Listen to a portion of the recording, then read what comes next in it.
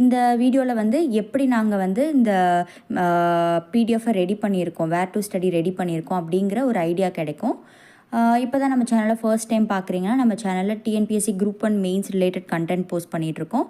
அது மட்டும் இல்லாமல் ப்ரீவியஸ் இயர் கொஷின்ஸ் பிஒய்க்யூஸ் வந்து டாபிக் வைஸ் வந்து செக்ரிகேட் பண்ணி அதையும் ஒரு மெட்டீரியலாக நம்ம செல் பண்ணிகிட்ருக்கோம். அது மட்டும் இல்லாமல் ethics hand return material group 1 மெயின்ஸ்க்கு செல் பண்ணிகிட்ருக்கோம். அப்புறம் ஆன்சர் ரைட்டிங் ஸ்ட்ராட்டஜி, எப்படியெல்லாம் ஆன்சர் ரைட்டிங் பண்ணணும், எப்படி ஒரு கொஷினை வந்து அனலைஸ் பண்ணணும், எப்படி வந்து ஒரு கொஷினை வந்து பிரித்து மார்க்குக்கு ஏற்ற மாதிரி எழுதணும், அந்த மாதிரி வந்து சொல்லக்கூடிய மேப்ஸ் ஃப்ரேம் ஒர்க் வந்து நம்ம சேனல் மூலியமாக வந்து ஒரு கோர்ஸாக வந்து போட்டுட்ருக்கோம். உங்களுக்கு பிடிச்சிருந்ததுன்னா நீங்கள் வந்து எங்களை காண்டாக்ட் பண்ணலாம்.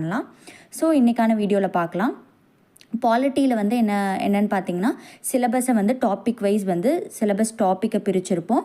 அப்புறம் சமச்சீர் புக்கில் எந்தெந்த யூனிட்டில் வந்து அந்த பர்டிகுலர் டாப்பிக்கு கவர் ஆகுது அப்படிங்கிற மாதிரி பிரிச்சிருப்போம். அப்புறம் அதோட சப் டாபிக், அந்த புக்கில் எந்தெந்த லெசனில் எந்தெந்த பார்ட் எந்தெந்த சப் டாபிக் வந்து அந்த லெசனுக்கு ரிலேட்டடாக, அந்த டாபிக் அந்த மெயின்ஸ் டாப்பிக்கு ரிலேட்டடாக வந்திருக்கு அப்படிங்கிறத வந்து நம்ம வந்து ஒரு தனி காலமாக போட்டிருப்போம். ஸோ தட் இதில் என்ன வந்து பெனிஃபிட்னு பார்த்தீங்கன்னா, இப்போ ஃபார் எக்ஸாம்பிள் கான்ஸ்டியூஷன் ஆஃப் இந்தியான்னு படிக்க போகிறீங்கன்னா உங்களுக்கு தெரியும், ஓகே சமச்சீர் புக்னால் வந்து இதில் வந்து இந்த 4 புக்கு இருக்குது இல்லைங்களா, காலமில் மென்ஷன் பண்ணியிருக்கோம் இல்லைங்களா, அந்த 4 புக்கை மட்டும் நீங்கள் படித்து நோட்ஸ் எடுத்தால் போதும் அப்படிங்கிற ஒரு தெளிவு கிடைக்கும். இல்லைனா நம்ம இது சப்போஸ் இந்த வேர் டு ஸ்டடி இல்லைனா என்ன ஆகும்னு பார்த்தீங்கன்னா, நம்ம பாட்டுக்கு வந்து ஒவ்வொரு புக்காக தேடி தேடி பார்க்குறதுலே வந்து ஒரு நாள் முழுக்க போயிடும்.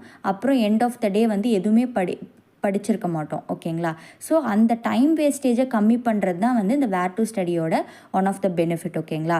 ஸோ நான் ஆல்ரெடி நிறையா வீடியோஸில் சொல்லியிருக்கேன், உங்களுக்கு வந்து நம்ம எக்ஸாமோட ஃபவுண்டேஷனே வந்து where to study syllabus print out எடுத்துருக்கணும், வேர் டு ஸ்டடி நீங்கள் ரெடி பண்ணி வச்சுருக்கணும், அப்புறம் ப்ரீவியஸ் இயர் கொஷின்ஸ் வச்சுருக்கணும். இதெல்லாம் ஃபவுண்டேஷன்னு சொல்லியிருக்கோம்.